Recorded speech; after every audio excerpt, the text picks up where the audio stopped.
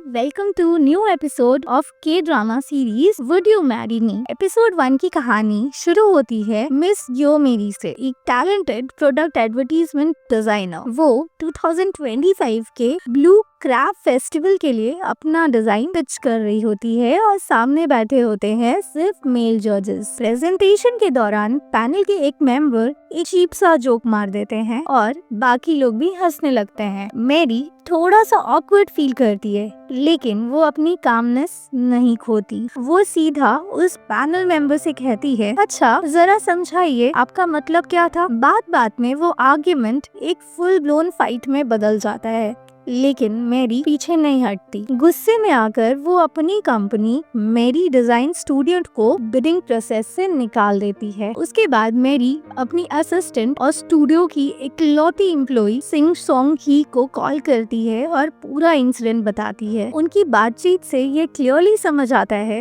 कि company financial struggle कर रही है। सॉन्ग ही चिंता में कहती है, अब नेक्स्ट मंथ का रेंट हम कैसे देंगे। पर मेरी उसे कॉन्फिडेंटली बोलती है, मैं कुछ ना कुछ फिगर आउट कर लूंगी। फिर मेरी मॉल जाती है कुछ काम निपटाने के लिए। वहाँ से वो अपने वेडिंग रिंग्स लेने जाती है और हनीमून और होटल बुकिंग को फाइनलाइज करती है। उस वक्त वो अपने फियांसे किम वूजू को टेक्स्ट करती है, जबकि उसी मोमेंट वूजू किसी और लड़की के साथ अय्याशी करने में बिजी होता है। यानी वो एक कैरेक्टरलेस लड़का है। सोचो, मेरी कैजुअली टेक्स्ट करती है, तुम कहाँ हो, और वूजू बिल्कुल बोल्डली झूठ बोल देता है, ऑफिस में हूँ, काम चल रहा है। पर असली सीन था वूजू किसी और लड़की जेनी के साथ अय्याशी में बिजी होता है। थोड़ी देर बाद हम मेरी के नए घर में होते हैं। बॉक्सेस बिखरे हैं, वो अनबॉक्सिंग कर रही होती है और फोन पर अपनी माँ से बात भी कर रही होती है। और ये पता चलता है कि मेरी ने ये घर लेने से पहले माँ से लोन लिया था और अब पूरा काम खुद संभाल रही है। कितना प्रेशर और रिस्पॉन्सिबिलिटी दोनों एक साथ वो हैंडल कर रही है। तभी एक छोटी सी चीज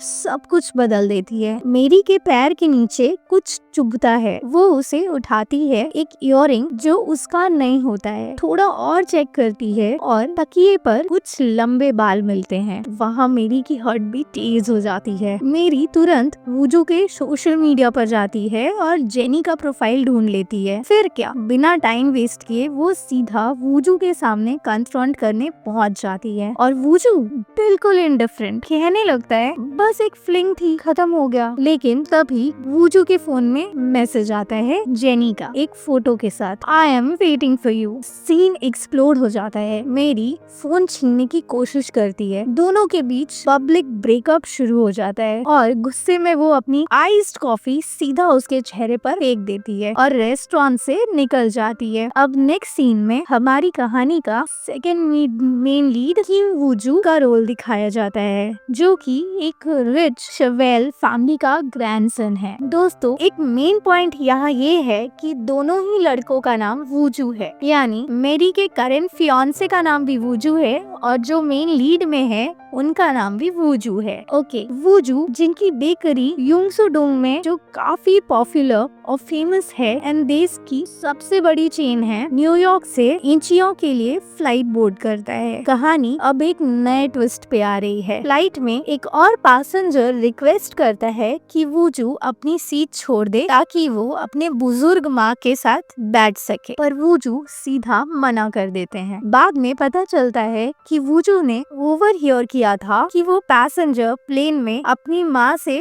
फोर्सफुली कुछ लैंड डीड्स को साइन करवाना चाहता है इचियो में लैंडिंग से पहले। वो एल्डरली पैसेंजर फिर वूजू का शुक्रिया करती है कि उसने अपनी सीट नहीं छोड़ी। तभी वूजू की ग्रैंडमदर का कॉल आता है और वो कहती है कि तुम घर पे खाने के लिए रुक जाओ, लेकिन वूजू इंसिस्ट करता है कि पहले वो एक मंथ की वेकेशन ले, उसके बाद वो घर आएगा। अब इधर देखते ही देखते पता चलता है कि मेरी और वूजू ने अपनी शादी पहले ही रजिस्टर करवा ली थी, इसलिए उनका डिवोर्स एक मंथ बाद अप्रूव हो जाता है। मेरी डिसाइड करती है कि वो खुद डिवोर्स डिक्री फाइल करेगी, क्योंकि वूजू जल्दी से जेनी के साथ हॉलिडे पे भाग जाता है। वाले लम्हों के बाद मेरी बैटिंग फील्ड पर आती है और सोचती है क्या सच में क्लीन ब्रेकअप्स पॉसिबल है। फिर वो अपने घर जाती है और अपनी लाइफ को नॉर्मल तरीके से कंटिन्यू करती है। 1 महीने बाद मेरी के लिए एक नई प्रॉब्लम नॉक करती है। उसे पुलिस स्टेशन बुलाया जाता है, वो भी क्यों? एक रेंटल कॉन के लिए। पता चलता है कि हाउस ओनर की माँ ने न्यूली वेड मेरी के लिए डिपॉजिट के मिलियंस पे किए थे, क्योंकि असली ओनर का घर अब्रॉड में था। रियल्टर की असिस्टेंट ने किसी को ओनर प्रिटेंड करके हायर किया और मेरी के साथ फेक लीज साइन कर लिया। अब मेरी के पास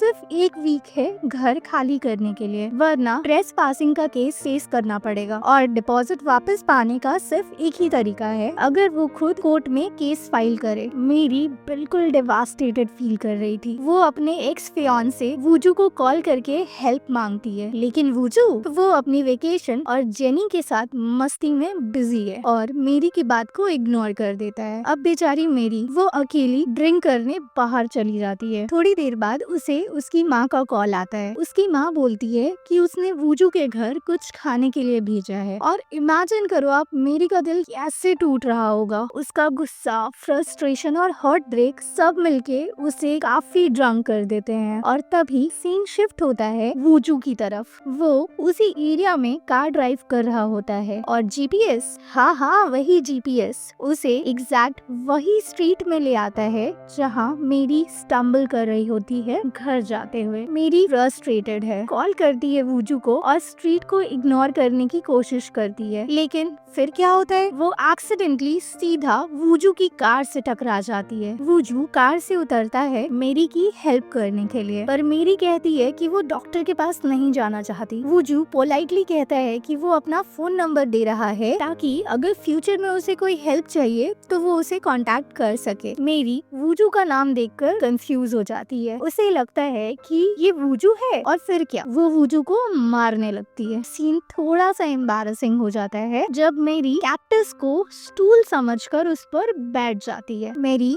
हॉस्पिटल पहुंचती है। वहाँ वूजू की फ्रेंड डॉक्टर यूजिन योंग, जिसको सीक्रेटली वूजू बहुत पसंद है, कैक्टस के नीडल्स मेरी के बैग से निकालती है। फिर जब वूजू कैजुअली हॉस्पिटल कॉरिडोर में जिन योंग के साथ बात कर रहा होता है, उसे मेरी दिख जाती है लिम्प करते हुए हॉस्पिटल से जा रही है। वूजू तुरंत उसके पीछे दौड़ता है और उसे कार में बैठाकर घर ड्रॉप करता है। उधर एक luxury building company beauty department store newly weds के लिए home give away lottery hold करती है, लेकिन लॉटरी तो रिग्ड होती है। सीईओ ली सुंग वू चाहते हैं कि घर मेयर को गिफ्ट करे ताकि नए बिल्डिंग कॉम्प्लेक्स के अप्रूवल में हेल्प मिल सके। सुंग वू का असिस्टेंट और ब्यूटी के मैनेजिंग डायरेक्टर बेक सांग यू सब कुछ अरेंज कर चुके होते हैं। अब सिर्फ सुंग वू को प्रिटेंड करना है कि वो एप्लीकेंट्स में से कार्ड सिलेक्ट कर रहे हैं। ग्रैंड प्राइज के ड्रॉ किए जाने से पहले ही सुंग वू बैलेट फोल्ड करता है और कोट के अंदर छुपा लेता है ताकि उसे पता हो कौन सा कार्ड को ड्रॉ करना है। लेकिन बैलेट स्लिप हो जाता है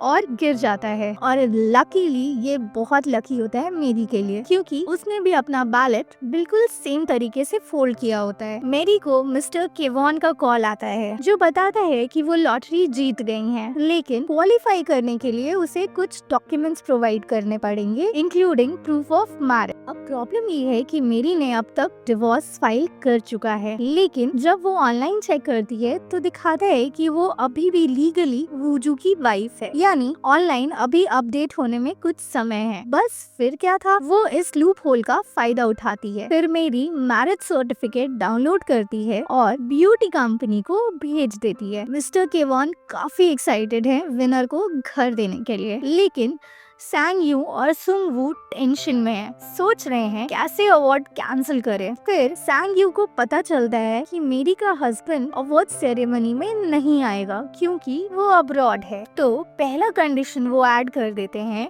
कि दोनों हस्बैंड और वाइफ सेरेमनी के लिए अवेलेबल होना चाहिए और पब्लिसिटी में पार्टिसिपेट करने के लिए अग्री करना चाहिए। मेरी घर के लिए फाइट करना चाहती है, इसलिए वो वूजू को कॉल करती है, लेकिन उसके कॉल्स को ब्लॉक कर दिया जाता है। थोड़ा फ्रस्ट्रेटेड और ready to give up Mary, तभी उसे वूजू का एक टेक्स्ट आता है, क्या तुम अभी हॉस्पिटल चेकअप करवाने गई थी? और तब मैरी के दिमाग में एक आइडिया आता है, क्योंकि दोनों का नाम एक ही है, यानी वो सेकंड वूजू को भी अपना हस्बैंड बना के ये अवार्ड विन कर सकती है। एपिसोड के एंड में मैरी वूजू से मिलती है और कॉन्फिडेंटली पूछती है, क्या तुम मेरे हस्बैंड बनोगे? मतलब सिर्फ एक ही मुलाकात के बाद कोई लड़की सीधा शादी के लिए अगर प्रपोज करे तो कैसा लगेगा? और वूजू का फेशियल एक्सप्रेशन बिल्कुल ब्लैंक हो जाता है। अब वो इसका क्या आंसर देगा वो तो हमें नेक्स्ट एपिसोड में पता चलेगा। टिल देन दोस्तों, take care and thank you so much.